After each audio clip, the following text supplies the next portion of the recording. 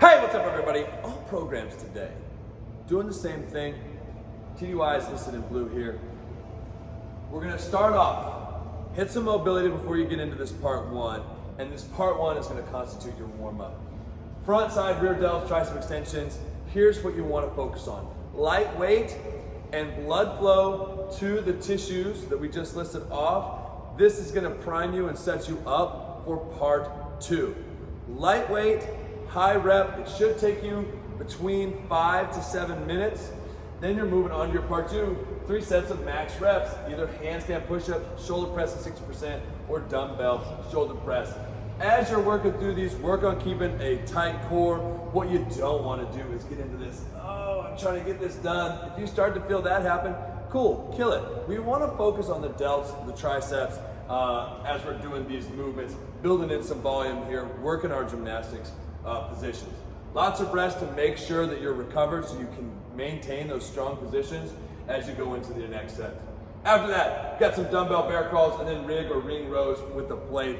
For the rig or ring rows, the reason we're gonna set up close to the ground is so that you can easily get in and out, but also this forces you to reset at the bottom position, almost like when you're doing floor press. You get that little pause, which prevents you from getting any of that kind of kipping motion. You don't want to see too much of that. You've got seal rows over here if you're doing TDY, and again, our goal is to avoid that kipping motion. So when you're doing your seal rows, focus on that concentrated effort of squeezing through or holding that position and squeezing through, whichever one is the case, but we want to avoid kipping. Then, when we get over here into part four, we've got T-bar rows, or dumbbell bent over rows. Now we can throw in just a teaspoon or a tablespoon of that kip to help us get a little heavier weight, get a little extra volume into there. Then decline or flat flies, lightweight, focus on controlling this movement. Pull those shoulders open, let that pec stretch. This is a secret way to stretch, so sometimes you just might stretch something out, put it against the door or whatever. But this is a secret stretch. As you lower and you hold that position, that pec is gonna stretch. You're gonna get to the end range of your abilities and then flex on through. What we don't wanna do is just kind of and just going through the motions. Let that pec stretch and then flex through. After that, we've got